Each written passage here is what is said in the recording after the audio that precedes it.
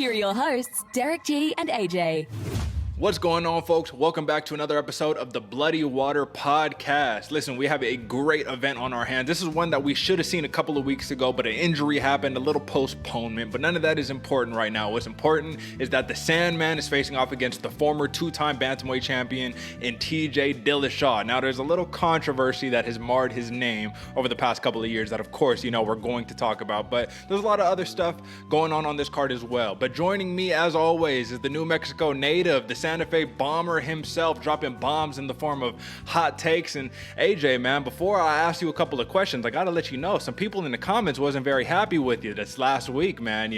Some of those Islam Makhachev takes, was hurting a little people's feelings, but it's okay, man, because that's what we do. We over here, we giving our opinions, the truth, and all that good stuff, and we are basically assessing the fight game the way that we see it, man. So how are you doing? Give me a response to what I just told you. I'm doing well, brother. I'm doing well. I love all the comments. I love the love. I love the hate. Either way, keep them coming, brothers. Keep all that comment. I love it. Keep it up, man. I'll get a little better at responding as well to some of those. But either way, we keep it pushing. I love the fact that people are willing to actually share their comments with us and share their opinion, because this isn't just a two-sided me and you talking. So please keep it coming. Keep it coming. Exactly. We talking to the world here, folks. So whether it's positive, negative, it does not matter. Drop a comment. Let us know what you think, and let us know how we doing here on the show and whatnot, how some of these hot takes are panning out. But listen, AJ, we're not here to talk about the keyboard warriors today. We talk about the real fighters that's stepping into the octagon, really ready to do it, man. Let's do a little bit of record recap. Nothing has changed since last week, clearly. 77-54 for me, 64-67 for you. And we need to assess this beautiful poster that we have here, man. I'm actually taking a real liking to that, so let me make it a little bit bigger. And 1 to 10, you know what we do here, AJ. Give me your take on the UFC Fight Night 193 poster. So I like this one a little bit more than I like that Conor Dustin Poirier card. I feel like they kind of kept the same idea, but just kind of change it up a little bit. I really like how the names, the TJ and the Dillashaw are like all, offset. The colors are offset. It gives us that little bit, but then they added a little bit of flavor with the yellow and the red. So I do like that a little bit. If I had to give it a 1 out of 10, I'm gonna give it a 6. Okay, right on, folks. I do got to give a little context. My guy AJ over here is a little colorblind, so we got some orange over here. I don't see no yellow or red. We definitely have some orange, but I'll tell you what, this is giving me personally the Halloween vibes, the black and white photos. I'm not the biggest fan of when it's the half face versus half face. It's a little unsymmetrical to me personally, but it gives me a little old school / modern vibe, so I like it. You went with 6, AJ. You know what? I think I'm gonna give this one I'm gonna go 8. I was thinking 9. I was gonna give it a 9, but nah, we're going 8 on this one. This is a solid overall. I'll write it down, all that good stuff. That's logged, that's noted, AJ. And with all that being said, before we move on to the sleepers, folks, drop a like, subscribe, hit the little yellow notification bell, whether it's on IG, on YouTube. That way you in our algorithm and all that good stuff, and we get to, show up in your subscription feed and all that. Best MMA show in town. You already know what time it is, so come on, folks. Drop a like, subscribe, all that. But, AJ, let's get into some sleepers, my man. For some fight night. If you ain't paying attention, you're gonna sleep on me and I'm gonna wake you up. All right, AJ. So we got a couple of really good ones, man. And I'm gonna come up honest and up front. This one, I only got one this week because one of my sleepers at the last second got moved up to the main card where it deserves to be. However, I don't want to jip y'all and give y'all just some filler fight in terms of a sleeper. We actually take pride in our sleepers here. So AJ, start us off. Who's your first sleeper for UFC Fight Night 193? I love to, brother. And just on that note, that fight definitely, it was a sleeper for a reason, and there's a reason it got moved to the main card, but we'll get to all that. My sleeper first one up, I got Sijara Eubanks Sarge versus Elise Reed, excuse me. Now, Sarge, we've talked about her before. We talked about her before in the show for a real good reason, all right? She's a great wrestler, very talented fighter, and those make her very dangerous, and she has this X factor going into this one that her back is against the fence. She's against the chopping block, losing her last 4 of her last 6, and that makes her low-hanging fruit for that Dana White chopping block. Now, Elise Reed, this girl's an absolute banger. Coming out of her UFC debut, she's a cracker of a striker, likes to throw kicks, and lets those hands go very early, all right? Let's see how she handles the big show against a somewhat of a vet kind of going into Sarge nowadays. Now, this is a sleeper to me because Reed is very, very dangerous striker with a lot to prove in her debut, as well as Sarge desperately needs a win and to stay relevant, all right? This should be a very entertaining mix-em-up for everyone to watch. Who's your sleeper, Derick? Well, first, let me just comment on that sleeper that you got right there, man. Sijara Eubanks is a dog. She is a veteran in all the best ways. And I do have to say, someone we're going to be talking about in the co-main event this week, Aspen Ladd, she actually fought Sijara Eubanks, excuse me. She already fought her twice, and she gave her some good pub recently, man. She said that Sijara Eubanks is one of the toughest fighters that she has fought to date, man. So that is definitely going to be a sleeper. Now, for my sole sleeper for this week, I got Diana Belbitsa facing off against Hannah Goldie. And you've probably heard the name Hannah Goldie recently from me because, listen, she's been supposed to fight a bunch of times, a bunch of fight cancellations. Actually, she's had 3 canceled bouts spanning from February 22nd of 2020, so basically when COVID started, and March 17th of 2021. But she's finally getting back today. She's fighting Diana Belbitsa, and listen, man, Hannah Goldie, this is a sleeper to me because I'm a big fan of these women fighters, and Hannah Goldie is making her second appearance in the UFC. She looks like a bodybuilder, dude. She looks like a specimen. She doesn't necessarily look like your stereotypical 115-pound fighter, but that's why it's a sleeper. She's a big striker. She's a former kickboxing stud, you know, a kickboxing champion. And Diana Belbitsa, she is a submission artist who can knock you out as well, man. She did get submitted, I think, in her last fight against Liana Jojua, who is a legit Georgian prospect, but she's looking to bounce back. She's looking to make a name for herself. And if she can do it over Hannah Goldie, it's going to be very, very impressive. But with that being said, AJ, give me your next sleeper and last sleeper for this week. Yeah, last sleeper on the docket, Derick. I got Julio Arce versus Andre Yule, all right? Now, Julio Arce, he's a scrappy New Yorker coming in with great kicks and a fantastic ground game, all right? Lightning quick strikes and keeps a very high output. Now, Andre Yule, he's nicknamed Mr. Highlight for a reason, all right? And he's due for a really good showing. Yule is a very highly talented and also knows his way around the ground. Very good stand-up, and he can stand up and clash with the best of them. It's going to be very exciting. This is a sleeper to me, Derick, because both of these fighters have lost their last fight and have fallen away from their normal dominant ways, all right? This is the most dangerous man. We've talked about it a lot on this show. The most dangerous man is the one with a bruised ego, and both of these gentlemen right here are looking to get one back. Should make for a lot of fun and a very crowd-pleasing fight. And that's my sleepers, brother. We're going to have a good one. Yeah, we're going to have a good one, man. So let's get into this main card. Here's to another main card breakdown, courtesy of your hosts, Derick G and AJ. All right, man. So this was my sleeper, folks. Adrian Yanez versus Randy Costa, a.k.a. this is the people's main event. You know what I'm saying? If you are a real legit fight fan, I'm talking about the hardcores right now because a lot of casual fans, they will find out about both of these fighters next week. But in the time being right now, man, listen. These two are the future of the bantamweight division, in my opinion, AJ. And let's start it off with Adrian Yanez opens up as a minus 240 favorite against the plus 200 underdog in Randy Costa. Now, I just have to ask you off the bat, AJ. Randy Costa has finished all 6 of his victories in the first round, all knockouts. Adrian Yanez, super stud, you know what I'm saying? This dude gets it done as well. A lot of knockouts in his last 5, a lot of knockouts overall. Do you think that Adrian Yanez should be a minus 240 favorite against Costa? I mean, I think minus 240, maybe not. I definitely give him the favorite, at least the betting favorite in this one. He's been a little more relevant. Not too many people know about Costa, but that's the sleeper in this one, Derick. That Costa is very well trained, coming out of Sanford MMA and Joe Luozon's camp MMA. Man, he's got a lot going for him. Yeah, it's 200 might be a little much. I definitely have this one a little bit closer, of more of a coin toss, coin flip, you know. But 200 just seems a lot. What do you think? Well, I'll say this, man. I think that it makes sense because Randy Costa is one of those dudes where it's like, listen, man, he's never seen a third round, right? Everything has happened in the first and second round. His sole loss in his career happened in the second round. And he is kind of one of those, kind of like Apollo Costa, you know, pardon the pun for the same last name. But these dudes are big, strong, and they're ready to get after it in the first couple of rounds. The longer the fight goes, I see it favoring Yanez more and more. However, man, all it takes is one. I say Yanez is one of those power dudes who his power translates through accuracy, whereas Costa, his power translates through if he touches you, you're going to go down, man. He's clipped everybody that he has fought. So I don't know if I agree with him being a plus 200 underdog. I will say this shouldn't be a pick 'em. I do favor Yanez in this one. I just give him a little bit of an edge, but like, listen, well, let's actually break it down a little bit, man. So I just have to give a little bit of context, AJ. You know that there's a little rivalry here going on. It's a fun, friendly rivalry in between some junk food, some nonsense, some weird stuff happening, right? Adrian Yanez is the Dr. Pepper guy. Randy Costa is like the Reese's, Reese's cups or whatever, you know what I'm saying?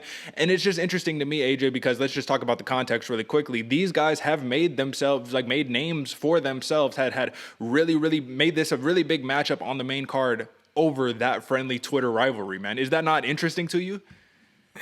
I do like it a lot, Derick, especially because it's proven that you can get media attention any which way. Like, It doesn't matter. It doesn't have to be with the hands and feet, although that's good too. But you can just talk shit and get people excited about whatever, man. I love that this is kind of bringing it into the sport. Yeah, absolutely, man. I just thought that was something to comment on. But let's talk about the actual fight here. You know what I'm saying? Adrian Yanez, he's 13-3, 2-0 in the UFC, 8 knockouts, 2 submissions, man. So finishing 10 of your 13 fights is very impressive. 5 first-round finishes. And I want to ask you, how do you see this fight playing out? Randy Costa is a pressure guy. He wants to be in front of you, use his slick movement and striking defense in the pocket. But if he gets blitzed, all those fundamentals go out the window, man, and things start getting ugly. However, he is a very chaotic fighter in the sense where he's just unorthodox. He throws strikes from crazy angles. He'll try to throw a head kick when he's like a foot in front of you. You know what I mean? It's crazy. However, Adrian Yanez, we saw in that last fight against Gustavo Lopez, man, this dude can flow. A lot of people comparing his striking to Jorge Masvidal. And I would say that he might even have better striking than Jorge Masvidal. You know what I'm saying? Only time will tell. How do you see this fight playing out, AJ? Yeah, I agree with you, man. That Costa just throws these weird kind of out of nowhere stuff, and he's a full pressure fighter. I definitely give him the advantage in the strength, and you're right, I give Yanez the advantage in the speed, even though it's weird for Yanez to have the speed advantage because he stays a little flat-footed. He stays there. He's very calm in the fight, likes to, like I said, stay calm in the pocket, but has some serious pop on his shots. The one X factor I give Yanez is homeboy is very smart in the fight. Stays calm, uses his brain as well as his actual tools, his elbows, his hands, and everything like that. But how I see this fight playing out, I see Costa controlling a little bit of the octagon, maintaining that forward pressure like he does, while Adrian Yanez is looking for that counter strike, looking to come in, drop bombs, and then blitz on him just so we can put Costa on the back feet. But to me, right there, after those little initial aspect of Costa leading the fight and then Yanez looking for a counter strike, that's where the fight gets interesting for me. That's when we're really going to see what Costa has to offer, where his kind of, back in and out style is going to work, or if we're going to see Yanez be able to hurt him, take control, gain some respect, and really start to dominate the fight going that way. How do you see the fight playing out? You know what, man? I see this playing out a little similarly to what you're saying. However, I do think that Randy Costa, when he has these wild entries, man, which is one of the things that works for him a lot of the time, he sells out in the first round, you know what I mean? Trying to go for these wild entries. At the same time, when he starts looping the big, crazy shots and the head kicks, we already saw Adrian Yanez, man. He has like a slickster style. That's what I like to compare his style towards, right? So he's one of those dudes where he's like, I'll just wait for the counter. Boop, right there, drop you. And here's the question that I have to ask you, AJ. And this is one that we can both kind of just thought process this in and of itself. Randy Costa's sole loss seemed like a fatigue thing a little bit, but really it was just a rear naked choke loss to Brandon Davis in the second round. In a fight where Davis was getting tagged up, man. Costa was putting it on him, and then he just sunk that thing in. Game over. What are the odds that Adrian Yanez doesn't do the fan-friendly thing, doesn't do the thing that everybody wants him to do, but instead tries to just better his trajectory of his career and go try to take this fight to the ground? Both of these fighters average 0 takedowns and 0 submissions per fight. But who's to say that Yanez doesn't say, like, all right, man, well, I know your weakness, and if you start clipping me, I'm going to take you to the ground. It's going to be interesting. What are your thoughts on that? Yeah, no, that's where I think the interesting part will come. Once Randy Costa goes in and starts throwing that crazy stuff, maybe Yanez catches him with the counter strike, or then he misses maybe in the counter strike, but you're in that medium range, that no man's land. That's where I see Yanez having that extra advantage of being able to take him down. I don't really see that happening, to be honest with you. I'm going like a 20%, 2 out of 10, 20% chance that something like that's going to happen. I'm really banking on a stand-up kind of crazy fight, but I do see this one going a little longer than the first. I don't really think either of these guys, don't get me wrong, both of these guys can finish each other, but I think with the level of striking and with the level of competition that both guys possess, as well as the level of brain and fight IQ, I see this one going a little longer. My question to you, Derick, is do you see this fight going to a decision, or are we getting a knockout on this one? I think that if this fight goes to a decision, it'll be one. No, Okay, I'm gonna answer a no, and here's the reason why. I think that Randy Costa's never seen a third round, first off, so we don't even know what that's going to look like. And he does seem to be able to fight at a constant pace, but like I said, we just never seen it. There's too many questions. We know Adrian Yanez for sure can go 3 rounds, same pace, put it on you. And if Randy Costa, even at one point, smells blood and tries to just sell out for the finish, waste that gas tank, I see Adrian Yanez finishing him in the 3rd round. You know what I mean? What sucks here, AJ, is that this is a matchup that is very similar to the next one we're going to talk about in Maycee Barber versus Miranda Maverick, where I just feel like they're too young in their career. Let them get a little more higher in the UFC specifically. Like, let them build up an actual ranking. You know what I mean? Neither of these fighters are ranked. Build up the ranking and then fight down the road. I do think that these two will see each other again somewhere down the road when they're a little bit, more experienced in the big show. But at the end of the day, man, I don't see this fight going to a decision. I think somebody is going to get knocked out, whether it is Yanez or Costa. Somebody got to lose. That's the unfortunate part. The last question before we give our pick on this one, AJ. Randy Costa, he does have a pretty significant increase in output as opposed to Adrian Yanez, right? About 7 significant strikes per minute, whereas Yanez is about 4. Now, what's interesting, the real thing about it is when we're talking about accuracy, Costa actually lands at a higher clip in terms of percentage than Yanez, man. Is that scary? Do you think that's a big factor? Like, are you on the fence in terms of your pick, or are you very decisive? Like, nah, I already know who I think is going to win. No, I was on the fence with this kind of pick, especially because I like both fighters. I like Yanez as a striker. Like I said, what I like most about him is his fight IQ. Stays calm, uses his weapons as he should. Why I like Costa is because he's dangerous. You just don't know what this dude's going to throw. You don't know the chaos that's going to happen. And the nice thing about him, like you were saying, he lands at a higher clip, but I think he's just so comfortable when he's throwing crazy strikes that he's in that flow state. Get him out of that flow state, blitz on him, put him on his back foot. It's going to be a little interesting. So I'm a little on the fence of this one. That's why I was calling it a coin toss earlier, I don't really know. I like both these fighters. I like seeing where this is going to go. I think the chaos is going to happen after their initial first kind of go at it. So I do think this one isn't going to go to a decision. We're going to see something crazy going forward. This one's interesting to me. What do you think, Derick? Listen, man. I'm still not decided right now. So when I give my pick, this is still just shuffling in my head. So you go first, Adrian. Who is your pick for this one? Yeah, Derick. If I had to do this one out, because I'm, like I said before, I'm a little coin toss on this one. If it goes to decision, I'm going Yanez personally. But how I think this one is going to end, I think it's going to be Costa KO round 2. We're going to see a little bit kind of back and forth in the first round. Costa's going to come out, empty the gas tank. We'll see a KO. I don't know if it's going to be him or someone or Yanez, but I'm banking on Costa KO round 2. Who you got?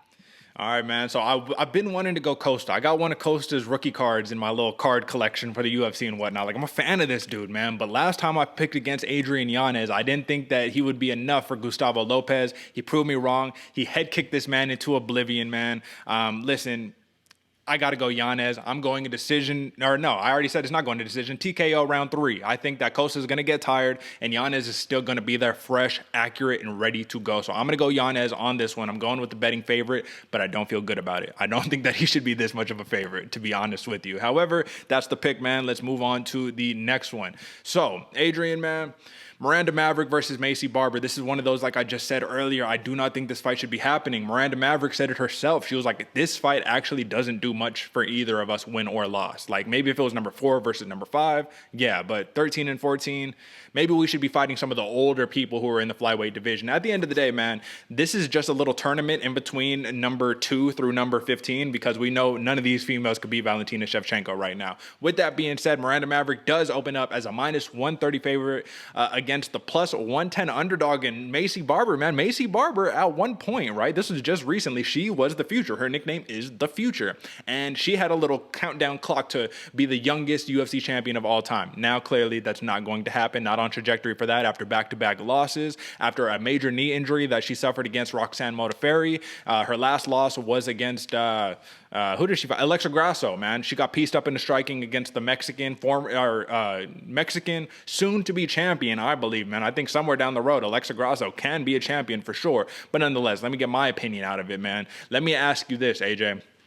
Do you think this is a back against the wall, like you just spoke of earlier, spot for Maycee Barber? She isn't necessarily viewing it that way because she's young, but there's a lot of pressure after back-to-back losses. What do you think? You kind of feel like it, doesn't it? You know, it kind of feels like after 2 losses, especially in the way she lost to Modafferi with the knee injury coming back, everyone thought that, you know, all right, maybe she's a different fighter with the knee, maybe she's not. We'll see how it goes. Ended up getting that L to Grasso. It kind of feels like it. It kind of seems like this is her last shot to really, or I guess maybe not her last shot, but one of the shots coming up to really prove that she still belongs here. Because after a major surgery like that, sure, your body might be intact. Your body might actually be better than it was before because you might have had little small tears or whatever, but your mind might not be right. And that's kind of where my what's the word I'm looking for? My hesitation is with Maycee Barber.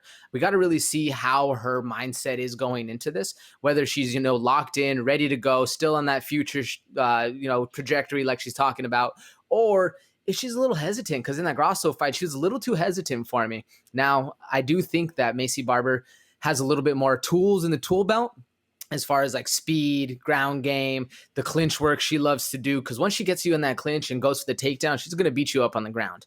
Will that happen to Miranda Maverick? I don't know, because Miranda Maverick is so strong. She's very small fighter, and she's going to be the smaller fighter coming into this, but I think she'll be the more stacked fighter. She's looking a little bigger. She stays a little flat-footed and throws hella bombs. So Miranda Maverick has a chance to knock Maycee Barber out. And really, this one's going to be interesting because I do agree with you, Derick. I don't think these ladies should be fighting this early in their career. Since they're so early, I do think they'll match up again, and we'll be able to see a number 2, maybe even a rubber match.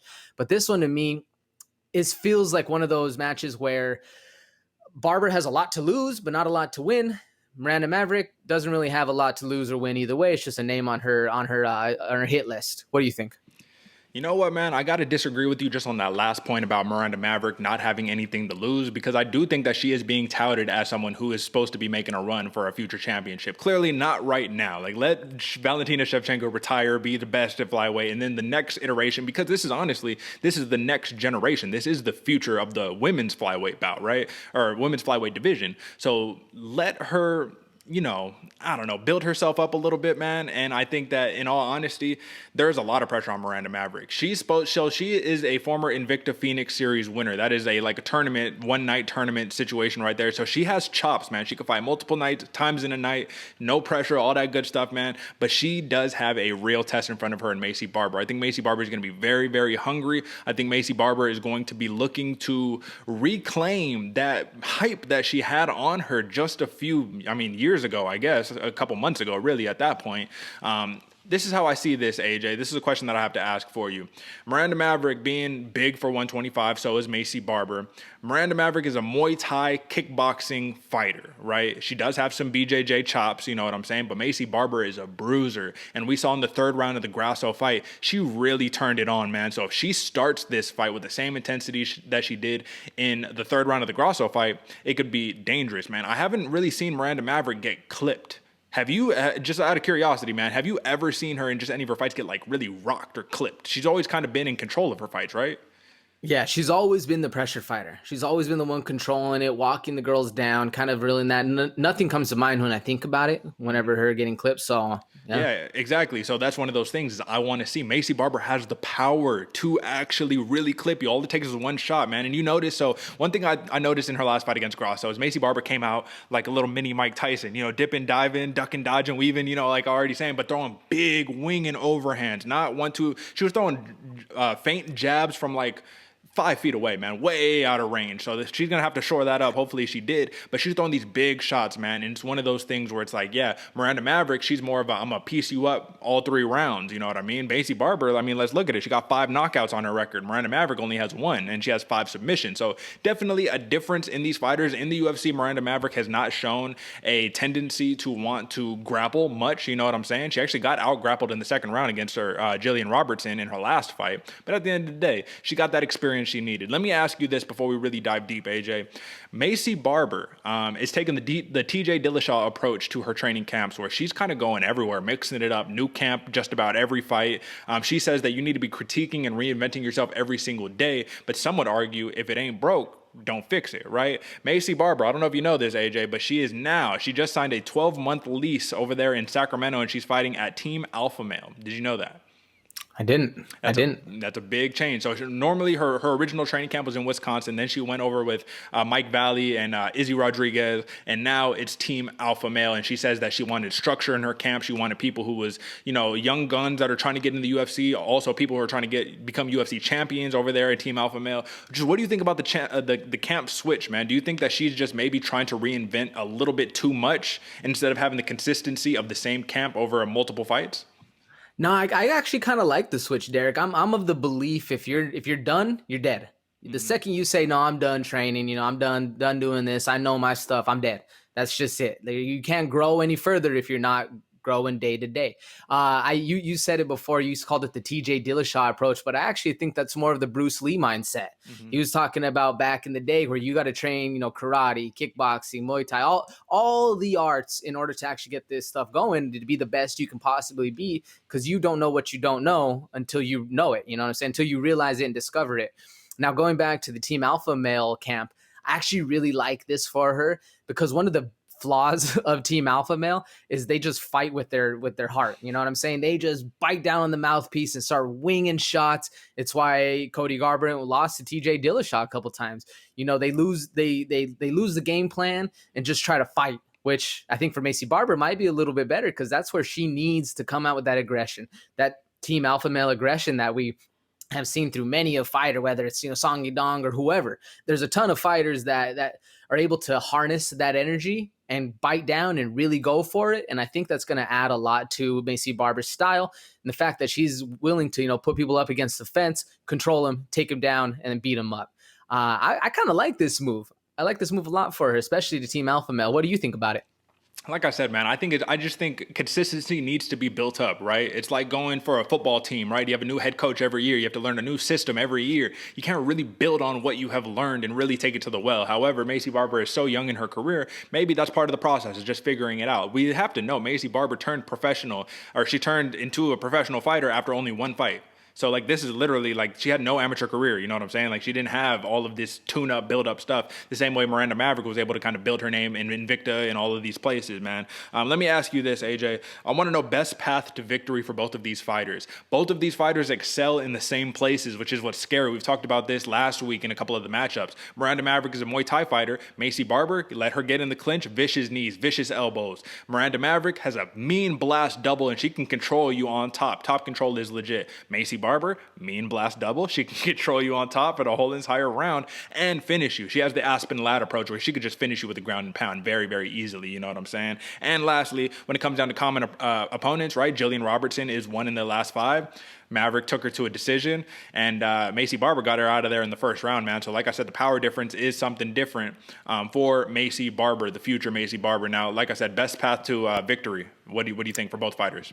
I think best path to victory for Miranda Maverick is going to keep it standing and keep it in that Muay Thai kick range. Not necessarily knees. She doesn't want to get up close. And I definitely don't see her taking down Maycee Barber. That was my question to you, because in her Jillian Robertson fight, Miranda Maverick looked good on the ground. She was working that ground takedown, but do we see her taking down Maycee Barber?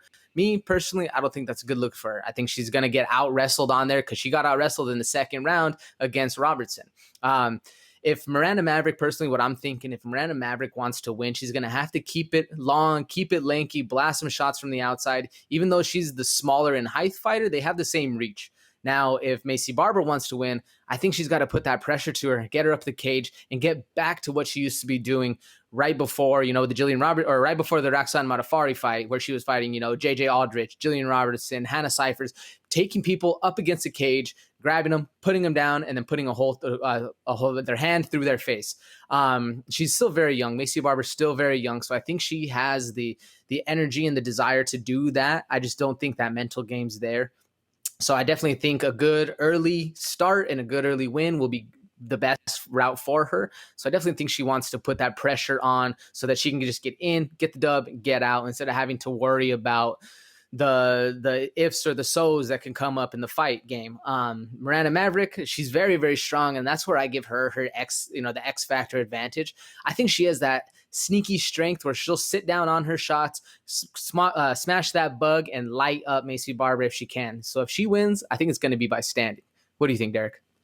Well, you know what? For Miranda Maverick, I also think she does need to get it done on the feet. One thing that we saw about Maycee Barber in her last fight is that she needs to make it a dogfight if she wants to have success. You know what I'm saying? Like, she needs to make it dirty. It can't be a technical fight. And I think that's exactly what Miranda Maverick brings to the fight. A very technical fight. She uses her lead hand very well, feints a bunch of different uppercuts, all that good stuff. So then she could set up combos off of the jab, off of the feints and whatnot. And you know I love feints. You know what I mean? I think and Cory Sandhagen, we'll talk about that, master of feints right there, death by 1,000 feints. But ultimately, it's going to be counterintuitive. Maycee Barber, I think her best approach to winning is clinched up against the fence, using that strength, that brute strength and force, knees, elbows, all that stuff, all the same stuff that Miranda Maverick is so good at. But I do think that Maycee Barber is just going to be bigger. Even though they're both really big for the division, Maycee Barber is huge, you know what I'm saying? And not in a bad way, like in a great way. You know, like we say, weight cutting, it's legalized cheating, but take advantage of it while you might as well do it, you know what I'm saying? Let's go down to the picks, AJ. The last thing that I got to note is that if Miranda Maverick did want to take down Maycee Barber, it would have to go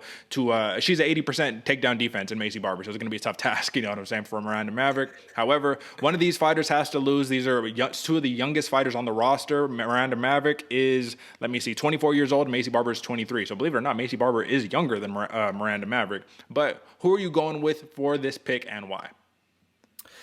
This is another one where, like in the last fight, I had some trouble picking this one. I was kind of up and down. I really like Maycee Barber as a fighter. I might give her a little sympathy because we both suffered an ACL injury. So, you know, there might be a little bias going into this one, but I definitely do think Miranda Maverick can get the dub. This one's really close fight. It's going to be very interesting. But me personally, I'm going Maycee Barber, KO, round 2, getting back to her ground and pound ways. Who you got, Derick, and why? I'm going Miranda Maverick, man. You got to fear the Maverick on this one. I'm rocking with her all the way up until the championship, man. She hasn't lost in like 6 fights or something like that, man. 5-0 in her last 5. And she's dangerous, man. And literally, I just watched The Anatomy of a Fighter. Will Harris does that on YouTube, so check it out, folks. It's a really good series where he just like behind the scenes for these fighters. And she's going to school. She's a full-time student, you know, a great fighter, right? But she does nothing but fight and go to school. That's it. There's no other extracurricular activities. I'm not quite sure if we could say the same about Maycee Barber, because personally I just don't know. It would be a guess for me. But I will say, man, when you make these sacrifices that is necessary to become one of these legit contenders, you got to keep rolling with the man. I'm going with the favorite, Miranda Maverick, and I'm going a decision win, believe it or not, man. I don't think that she'll be able to submit Barber, and I definitely don't think she'll be able to knock out Barber, man. I think Barber's a little bit too tough on that one, man. But with that being said, move on to this next one, AJ. I don't have a lot to say about this one, to be honest with you, but I do think that this has Fight of the Night written all over it. We have the damage, Darren Elkins at plus 140 underdog, coming in against the Glory MMA's Darrick Minner, man, minus 165 favorite. The man has 22 submissions under his belt, 1 knockout victory. This dude has, let me see, I have it written down. My man, Darrick Minner, has 21 first round finishes. We know he likes to sell out in the first round, and he is actually, been a little bit impressive when he defeated BJJ black belt Charles Rosa via unanimous decision. Not only was it good because he out-grappled Rosa, but it's also legit because he went to a decision and he actually got that experience, showed he can go all 3 of those rounds and not have that cardio issue he had in his UFC debut. Now, AJ, I just want to give you this context before we go into this. I thought that versus Grant Dawson, who was actually in the same gym as Darrick Minner now at Glory MMA, I thought that in that Grant Dawson fight, we saw that Minner had a gas tank issue. However, the context was he took the fight on 8 days' notice. Come on, man. You know what I'm saying? Now that he got the full camp, we see what he can do. And I just want to ask you, man, let's just talk intangibles about this. We know Darren Elkins, his toughness, his chin is one of his biggest strengths. He's just going to walk forward. And if he's not going to walk forward, he's going to, kind of play safe until he can get that double leg and get down and try to smash you on top. Darrick Minner, he's going to come forward. Crazy entries, going for the grappling, probably looking to submit you. How do you see this fight playing out and why? Yeah, I think you hit the nail on the head with this one, Derick. And to me, this is one of those fights that Uncle Chael Sonnen is going to talk about for years, man. This is right up his alley, full wrestling all day long. You know, like you said, Darren Elkins, he's a vet. You know, he's going to be controlling, going to be looking for the ground or the takedown, ground game, you know, all that jazz, as well as Darrick Minner. He's been looking very good. And what I liked about the Charles Rosa fight is he actually was able to maintain his pace the entire time and really dominate Charles Rosa. And anytime you see somebody pulling guard in a mixed martial art fight, not a jiu-jitsu match, you know he's a little tired. He doesn't really want to be there. He's looking to go back to the well of what he's comfortable with. and you shouldn't be comfortable with your back against the ground. Now, how I see this one playing out, this is one of those ones where it might be a firefight just because we're going to have a wrestler fighting another wrestler going head to head, and their pros and cons might balance each other out. So they might just have to swing for the fences. That might be the only way. If neither guy can get a takedown on the other, or neither guy can control the ring more so than the other, we might see a standing battle, man. This one might get a little crazy. I think you're pretty smart to call this one fight of the night potential. We saw in his last fight, Darren Elkins absolutely controlled Garagori, as well as Darrick Minner controlled Charles Rosa in his last fight. So I think Minner personally has the strength advantage in the stand-up, but Elkins has the wrestling strength advantage. Both these dudes are very, very strong, but in kind of a little bit of a different way. We see that Darren Elkins has an amazing chin, so I don't know if Darrick Minner is going to be able to hurt him, as well as we've seen Minner be able to have that strength long-term, like I said in the Charles Rosa fight, go all the way for the wrestling. So I don't know if Darren Elkins will be able to fully control Darrick Minner going forward. What do you think, Derick? How do you see this one playing out? Well, listen, man, I think you summed it up very, very poignantly and very well when you said that these dudes might just cancel each other out, and that legit might be it, man. I have to throw out this statistic really quickly, man, because this blew my mind. Darren Elkins, so right now I have it, and where he has only been submitted one time in his career, right? All of his losses have come 5 decision losses, 3 knockout losses, 1 submission loss. And I just want you to, let's play the guessing game really quickly, man, and if you have it in front of you, listen, man, don't cheat, but who do you think out of the one person, that is out there that has submitted Darren Elkins, it could have possibly have been just random? I know it's such a tough thing, featherweight, it's so many fighters, just throw a name out there.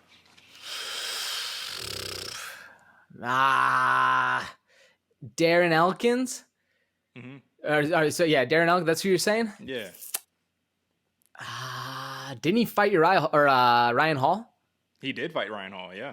That's what I'd have to guess. If anybody, I could see a submission coming that way. That's a great guess. That's actually probably a better guess than the person that I'm about to name. He's only been submitted by one man in his career, and this was very early on. This was against Charles Oliveira, the current 155-pound champion, man. So that's what I'm saying. Like, that's how tough this dude Darren Elkins is. He has a hit list in terms of fighters that he has fought. He's got notable wins over Dwayne Ludwig, OG blast from the past right there. He knocked him out in the first round. Chaz Skelly got a decision win over him, another big name. And Michael Johnson submitted him in the second round, man. So to be only submitted by one man being the current 155-pound champion, man, that says something. And I think that's why I'm going to say that I don't think that wrestling and submission is going to be the approach that Darrick Minner needs to take. I think that this is going to be a kickboxing match, or maybe just a boxing match, man. Whoever drops first, man. Like, I'm going to title this one, this is like our Just Bleed matchup on the main card. You know what I mean? I'm going to see a lot of blood. Darren Elkins, his nickname is The Damage for a reason. Darrick Minner is legit, and under the tutelage of James Krause over at Glory MMA, I do think that is going to be an X factor. However, like I said, I didn't have much to say on this one. It's going to be a crazy fight. Just Bleed, folks. I'm going to pick first, and I'm going to go Darrick Minner decision win. I think Darren Elkins, he was on a 4-fight losing streak prior to getting that big win over Garagori, and the approach that he took to win the fight was to wrestle. I don't think it's going to work against Minner. Who you got, AJ? Yeah, I'm going with the same one for basically the same reasons. I got Darrick Minner by decision. I just don't think this one, as much as I'm hoping the fire is going to offset, I don't really think it's going to be that crazy. I think it's going to be kind of a grinder match, a lot of blood going forward. We'll see some big shots coming, but I got Darrick Minner by decision going forward for this one. Yeah, makes sense, man. So move on to this next one. And this is a much bigger matchup right here. I got something to say on this one. We got the Matrix, a.k.a. Charles Manson, a.k.a. Baby Jesus, Kyler Phillips at number 14, ranked in the bantamweight division. He's a -270 favorite against the +220 Raulian Paiva, man. Now, Paiva, one thing you need to know, folks, if you're like a bantamweight, this dude's a flyweight, right? He was ranked number 12 in flyweight. He has now vowed to never go back down to flyweight. He is now a bantamweight. And this is a short notice fight. I believe that Kyler Phillips was supposed to fight Rafael Assunção, and this is the thing that ended up happening. Assunção had to pull out for whatever reason. Now we have Paiva. A little bit of a dud matchup to me personally. I like Paiva, but you're moving up, all that good stuff. He was long in flyweight, not very long in bantamweight. But let's talk about it, man. Kyler Phillips, I think this is going to be what I like to call a showcase fight for Kyler Phillips, one where he's supposed to put all his tools on display. All his skills need to be shown, and he needs to make a statement. You can't just decision this guy up and expect to get a lot of hype, man, especially because Kyler Kyler Phillips, he has a big social media presence right now. Like, this dude has really done a lot to raise his profile, which is, impressive, because this is an entertainment business just as much as it is the fight business, the hurt business, right? AJ, let me ask you this off of the bat, man. What type of performance, and I obviously said he needs to do something impressive, he needs to finish. What type of performance do you think is going to be necessary for Kyler Phillips to really boost his stock? Like, what are we seeing exactly? I think we're going to need to see a late first round KO from Kyler Phillips. When I was looking into this fight, Julian Paiva, as impressed as I was with him at 125, I'm not that impressed with him at 135. He's going to be the smaller guy coming in. They're both 5'8". Kyler Phillips has the reach advantage. So that's not how Paiva's used to fighting. Paiva's used to be the longer, taller guy. Where I am interested to see what happens is if Paiva actually puts on some size, adds a little bit of strength to him, and has that chin going forward. Personally, though, Kyler Phillips, man, he needs to put on, like you said, a performance of a showstopper where he's throwing mad spinning kicks, elbows, crazy things out of left field. Really a performance of the night victory for Kyler Phillips is what we need to see. And what I like really about him, I was watching, I just blanked the name of the coach out in Colorado, Coach Justin Gaethje. Help me out. Trevor Whitman. I was watching a Trevor Whitman video where he was talking about when to counter strike a person. And it's not as soon as they go back or as soon as, they've already planted their foot. Because once they plant their front foot, they can change direction after that. It's right in that middle zone, right where they fully committed to the go, but haven't quite stepped on it yet. And I was watching Kyler Phillips fights. That's exactly. He knows intuitively how to counter strike.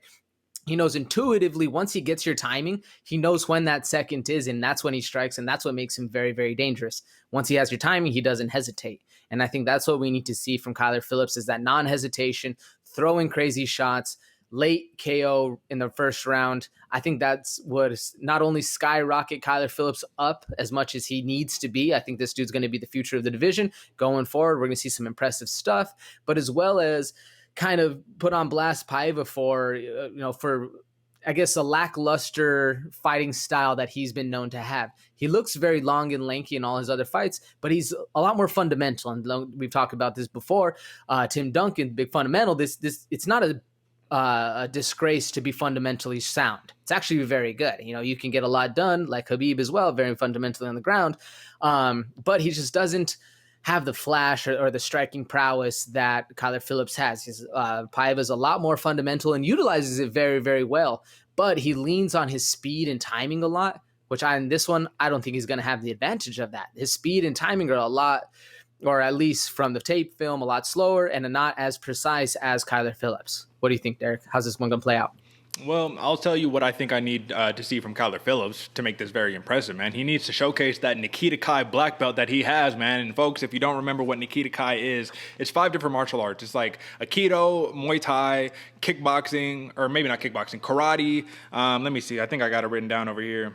Muay Thai, Aikido, Judo, Kabuto, and Shokin Ryu Karate, right? So you need to showcase all of those skill sets that you have. And just as much as you said that Julian Paiva is a basic fundamental fighter, Kyler Phillips also prides himself on being a very basic fighter. He says he actually works really, really hard on being a basic fighter, using just the standard techniques to inflict real deal damage. Let's not forget this man trains at the MMA lab. That's over where Sean O'Malley trains. I think that there's another really big fighter that I think TJ Dillashaw was actually training at the MMA lab for a little bit too. Right now I have him listed as fighting under like the training lab or whatever it's called, you know what I'm saying? But like I said, this man has surrounded himself with legit like contenders in the UFC. And I mean, if you could hang with those guys, man, come on. That's just saying something right there. So Kyler Phillips, I agree. I think if this goes out of the first round, it's going to be a little disappointing for most of the people who are expecting just something crazy to see from him. However, we do need to know he's not the most volume type fighter, you know what I'm saying? He does land about 5 significant strikes per minute at a very high clip, 61%, man, very impressive.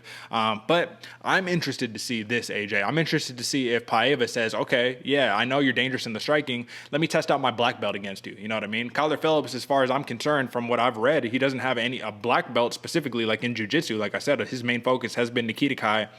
So I'm really interested to see how he can fight off of his back. Now, Kyler Phillips actually does initiate more takedowns than Paiva, man. So it'll be interesting, but I think that if he wants to boost his stock, he needs to keep this fight on the feet and he needs to knock out Paiva in the first round or submit him in the first round. Whatever, that would actually be more impressive, submitting him in the first round, because Kyler Phillips, 5 knockouts, 1 submission, 3 decisions.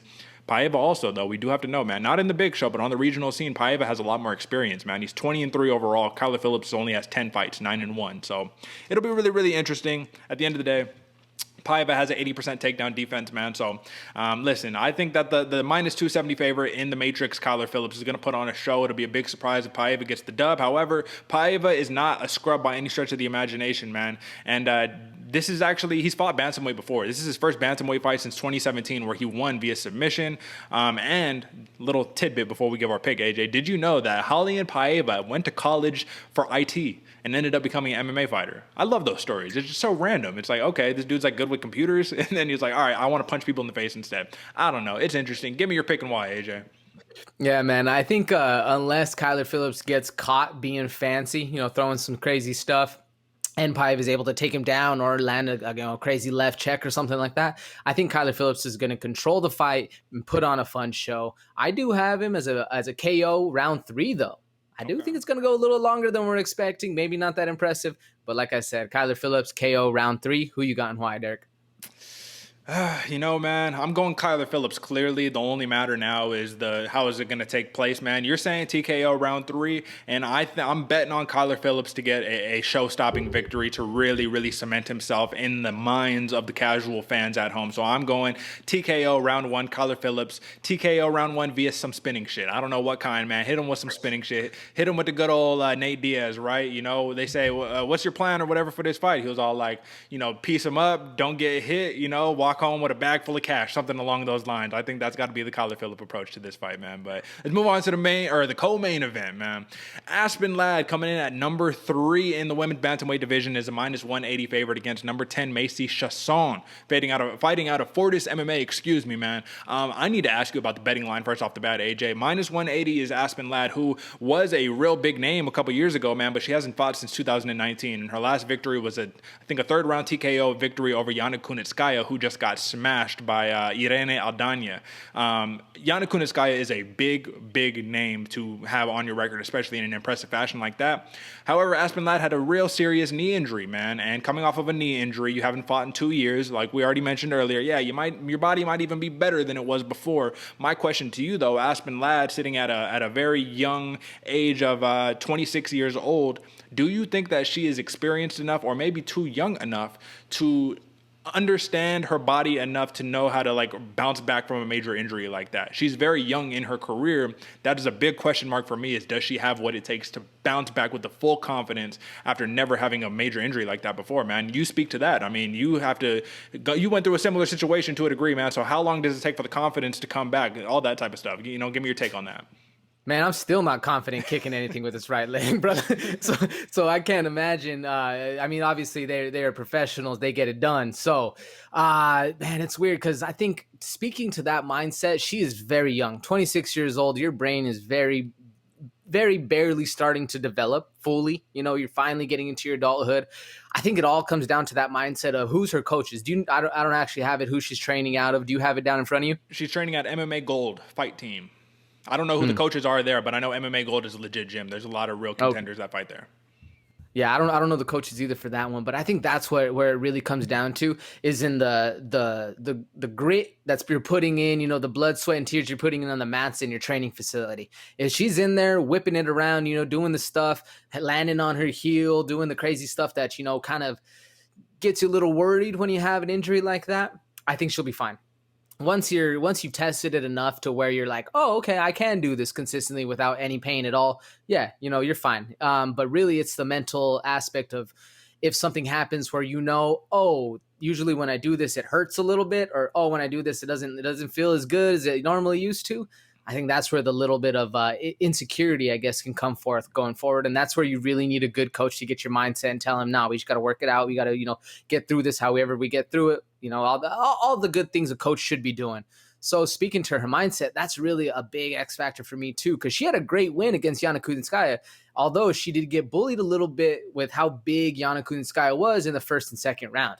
I do see that coming forward in this fight, because Macy Chiasson just outsizes her by a good, 3 or 4 inches. It's 5'6" to 5'11", We all know I'm not that good at math, especially on the fly like this. So, yeah, I think this one's going to be interesting. It's definitely going to be interesting how Aspen Ladd's mental aspect goes, because she's a gangster. She's an absolute gangster in there. She's very gritty, has a stack of killers besides the Iron Lady, Jermaine Durandamy, where I think she just got caught. So what do you think, Derick? Well, let me just answer the question about the trainers really quickly because I looked it up on the fly, man. So Dave Hirschbein, he is the owner, he is the main trainer, but Jim West is the head coach over there at MMA Gold. So that's the name right there, Jim West.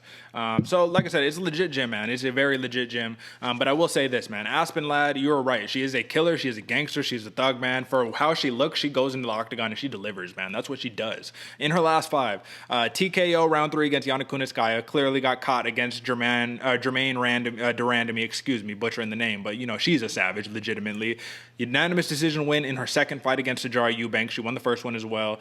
She got a big win against Tanya Evinger, TKO round 1, and then Lena Landsberg. She has a win, TKO round 2, and that's the big one because both of these fighters have fought Lena Landsberg, and Macy Chiasson actually got a decision loss against Landsberg, so that's a little bit telling. However, it's not the same exact fight as fighting Aspen Ladd. So I will speak to this, man. Yes, Chiasson 5-inch height advantage, 6-inch reach advantage. I think those are going to come into play because Chiasson uses her length very well. Now, in her last fight, she didn't.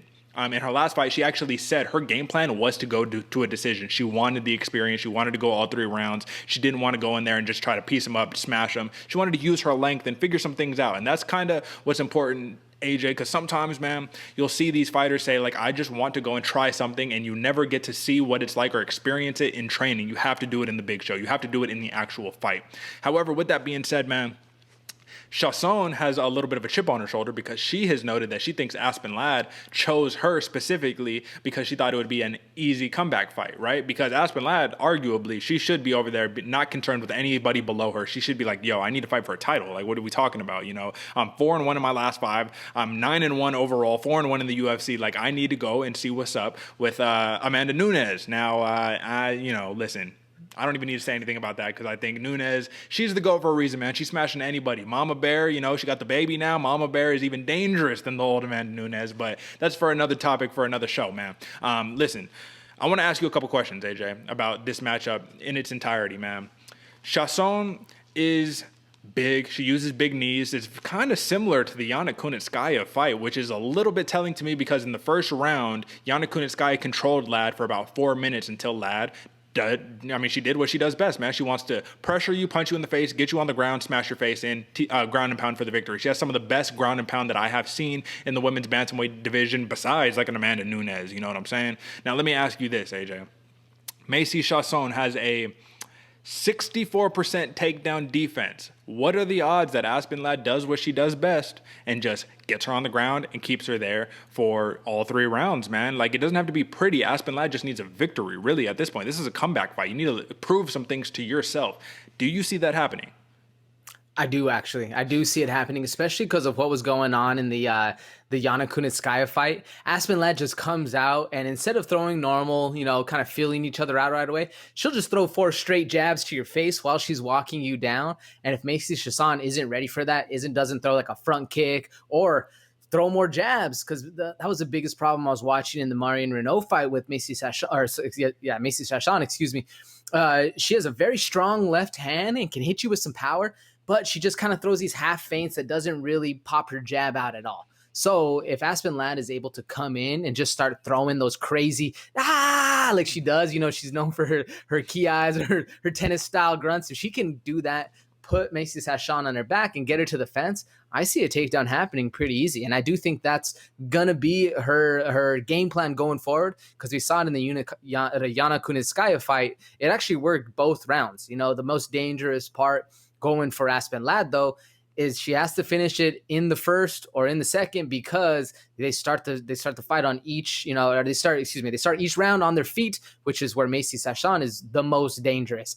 If Chiasson can utilize her length, utilize that advantage that she has, and instead of just go backwards like she's used to and actually circle around and get out of the way, I think it's going to be a very interesting fight, especially because Macy Chiasson has these very interesting kicks, and her being taller, she can easily land a head kick while Aspen Ladd is blitzing in, screaming at her. So I don't know, man. This one's going to be a very fun fight. This one's a potential for me for fight of the night just because it's going to be a crazy fast pace. Who knows what's going to happen? What do you think? Well, listen, man, I think one of those things in terms of that height difference that we need to talk about is the knees of Macy Chiasson. I think that she could go and time a shot and just knee her into oblivion. However, we can't forget that Aspen Ladd is a former kickboxing champion, I believe, or if she's not a kickboxing champion, she was just a former kickboxer, 8-0, undefeated as a kickboxer, man. Like, she got chops on the feet legitimately, and both of these fighters have mean left hands. However, I do think Aspen Ladd's left hand is a lot meaner than Macy Chiasson's, man. But it's the length thing, right? If Macy Chiasson really has a chip on her shoulder, she said she's like, I live off of this shit, man. I live off of opponents thinking they can come in and just smash me like I'm some easy task or whatever. We saw, man, Macy Chiasson, tall, lanky, all that good stuff. We love to see it. And plus 155 is understandable because Macy Chiasson is also very new to the top 10. You know what I mean? She hasn't been here for a while. She has to prove herself. Aspen Ladd is already proven, which is why I think the line is as heavy as it is on Aspen Ladd, even though she's been out for 2 years, which is, to me, that's the thing that's always crazy. I said the same thing with Miesha Tate. I'm like, dude, you're out for 6 years. It does not make sense. I'm going logic on this one, and I think that Macy Chiasson might have she might be a live dog in this one. The last thing that I have to know before we give our picks on this one, AJ, Macy Chiasson is a Tough 28 women's featherweight winner. That means that she is a natural featherweight. She's a natural 145-pounder fighting at 135 pounds. The size might be a little bit of an issue against Aspen Ladd. However, she handled Yana Kunitskaya. So, I mean, Yana Kunitskaya is literally the same boat. She's a natural 145er, fights down at 135. Give me your pick and why on this one. Actually, wait, before we do that, lastly, let me talk about some notable wins, man, because this is something that I think might factor in your decision, even if it's just last minute. Even if you already got your decision, it might factor in last minute.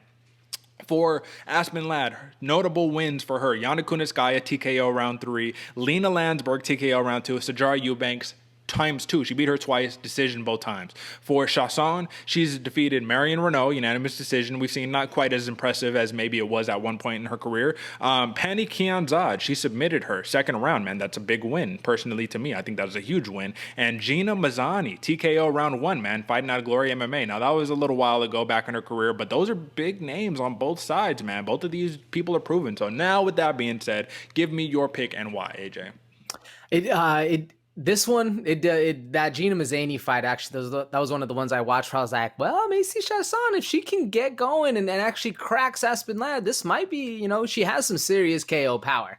The thing is, Macy Chiasson really likes to walk her opponents down, control the pressure, and hunt for that KO.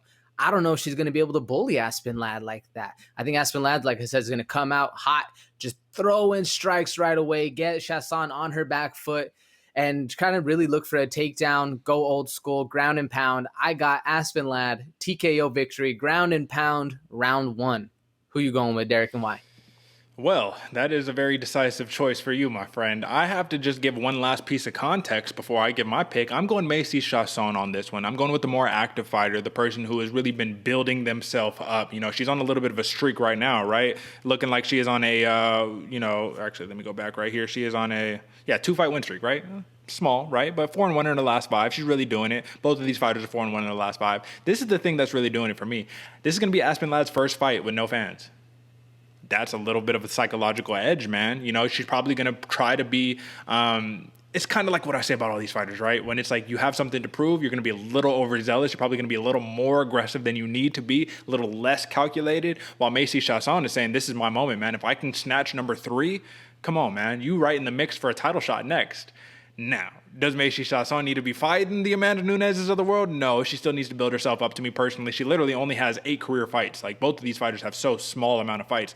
Combined between them both, we have 8 plus 10, 18 fights between them both, man. Not a lot, but that's women's MMA for you. I'm going Macy Chiasson, and I'm going a decision victory, man. I think that she's going to be able to stay away from having her back on the ground and being able to use her length and her reach to her advantage, man. It's simple. When you got the reach advantage, use it, man. Use that thing. So Macy Chiasson, to me, gets the underdog victory, man. It will be a good one. Now, before we move on to this main event, AJ, Folks, I just want to kind of solicit you for a second. If you enjoy the content that we're putting out, 2 shows every single week, you know, we've gone less, gone more sometimes, but at the end of the day, man, we're giving 2 quality shows every single week, a preview show and a post show. Consider donating over to the podcast, man. We got a link for the Cash App that you will see a little bit later when we hit the end show. We also have a link up on our, link bio on our Instagram pages and whatnot for Buy Me a Coffee, man. So if you enjoy Starbucks, man, consider donating the equivalent of a Starbucks, whatever the case may be. I know y'all like putting all the fanciness with your almond milks and your all of this craziness. Probably end up costing you $15 for one damn drink at the end of the day.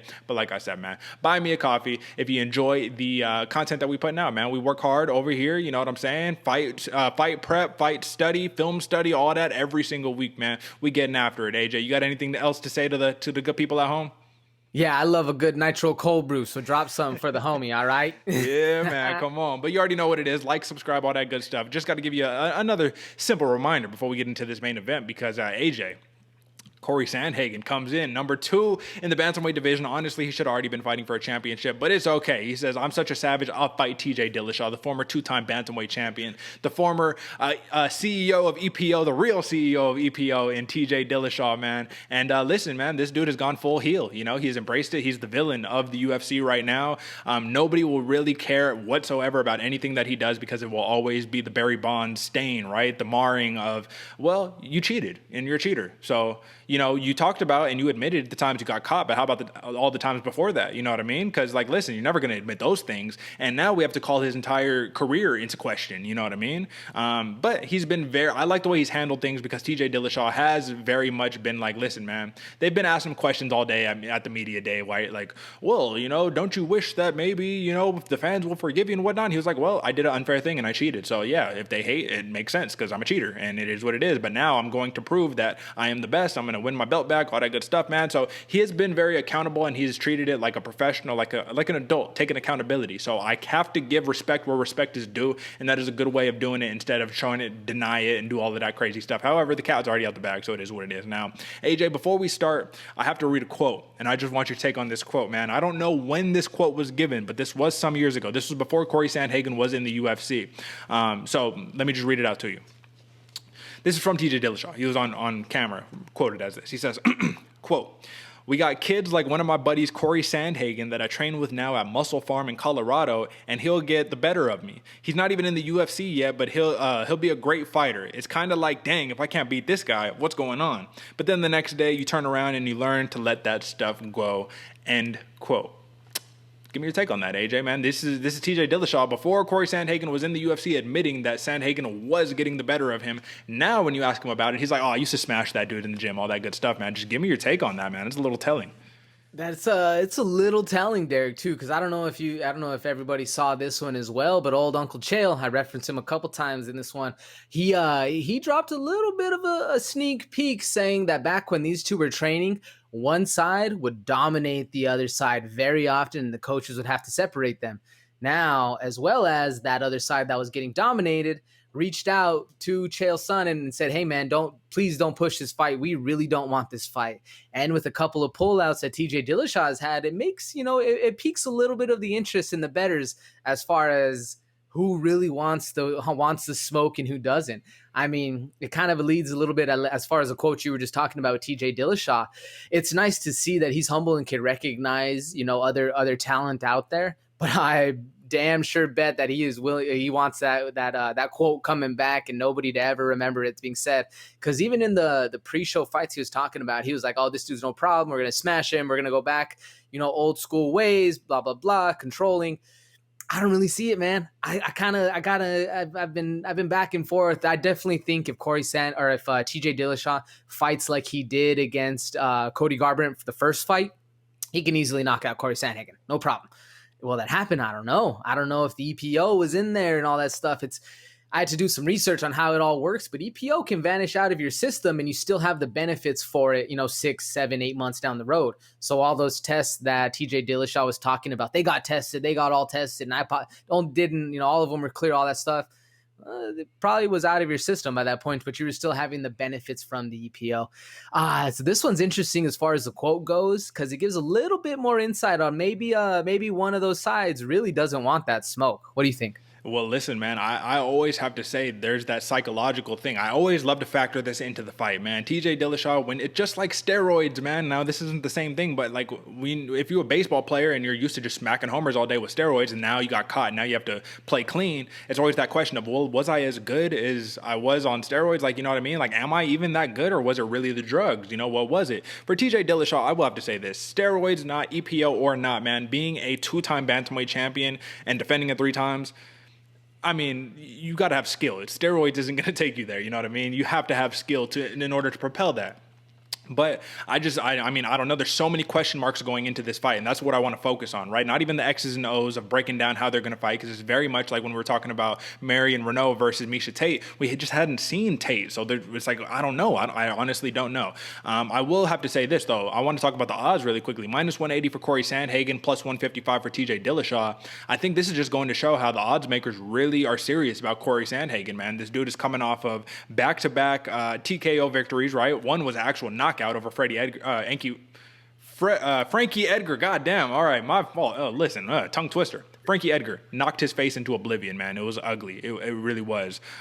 We were even seeing that Cory Sandhagen was frowning a little bit, like, God, did I just kill this man? Like, you know what I mean? Like, that's not what I want.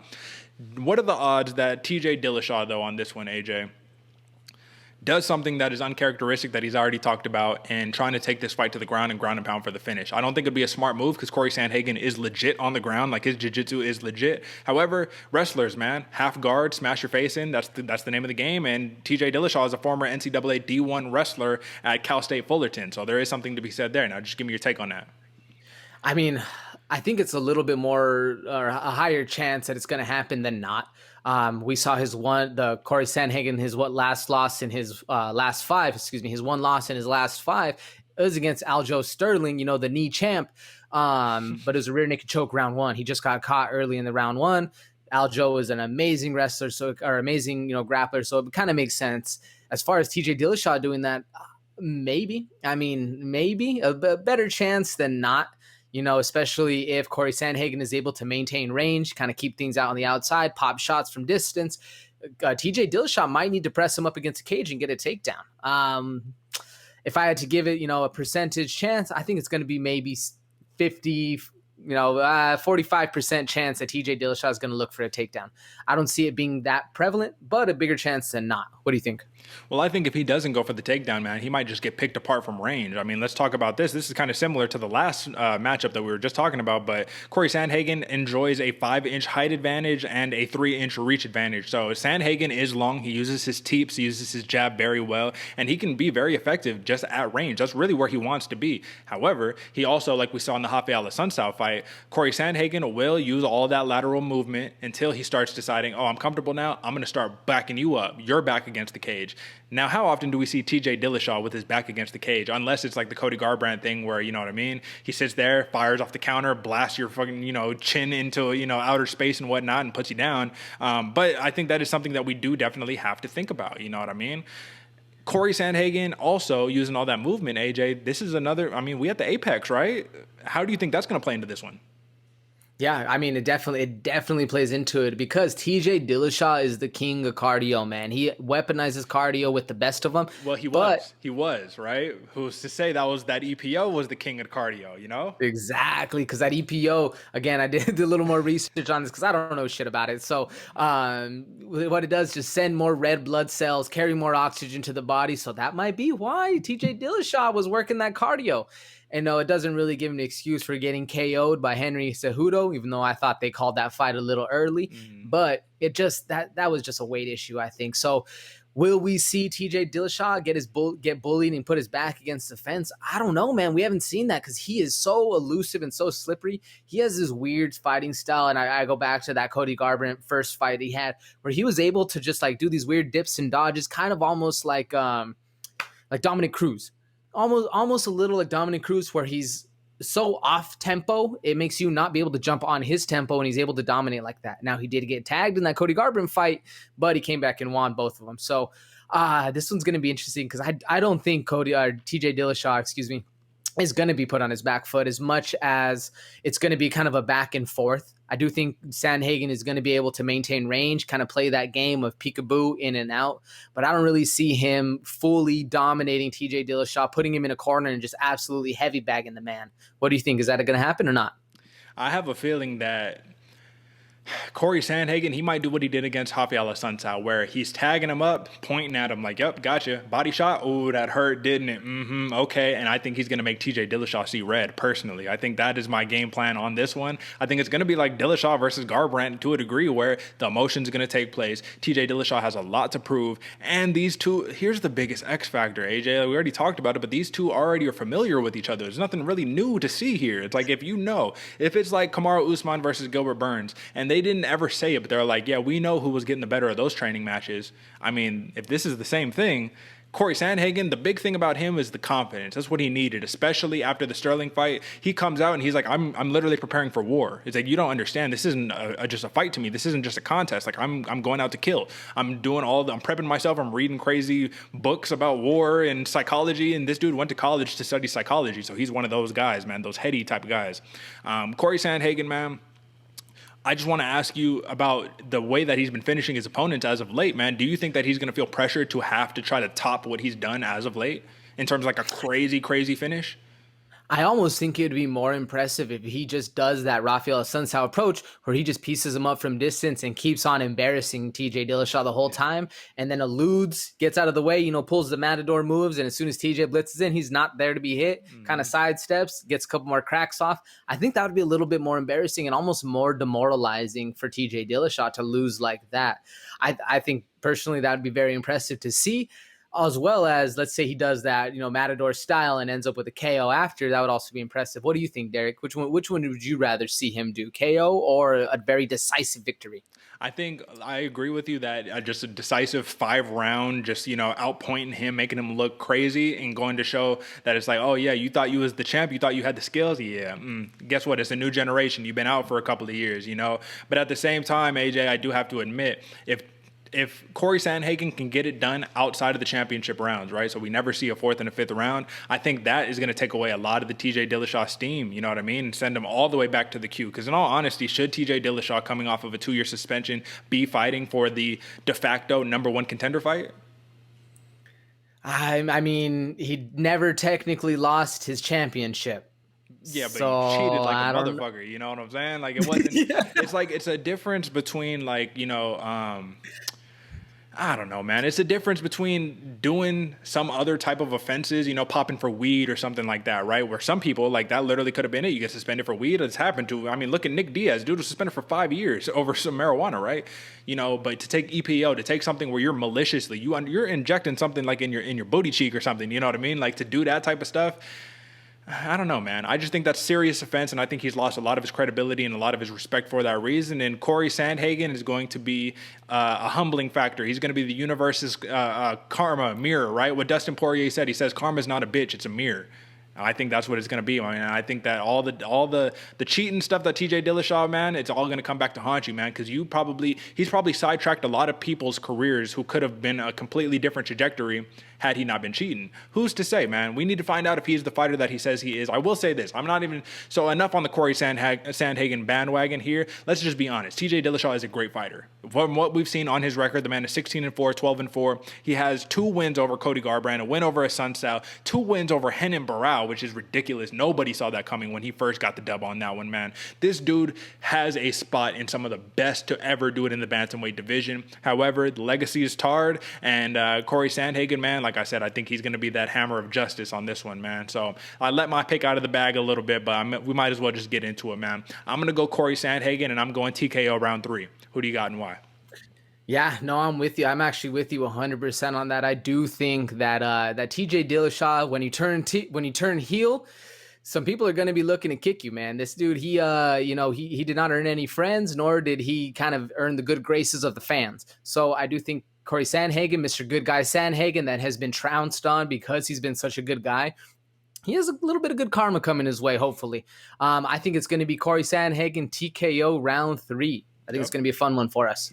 On the money, man. On the money. Rare consensus that we agree in that type of fashion, man. But like I said, this is a dude who, it's like the reckoning is coming, man. You know what I mean? Cory Sandhagen, he just looks so dangerous, and he has the momentum on his side right now. The other thing to factor, clearly, TJ Dillashaw, right? First fight, no fans, right? Not only that, but I mean, come on, first fight in 2 years. This is very much like the Aspen Ladd situation. But with that being said, folks, that was the main card, And man. now, the all factors considered fight of the night picks are in. And now we got to handle the fight of the night, AJ. You know, this is the important stuff right here.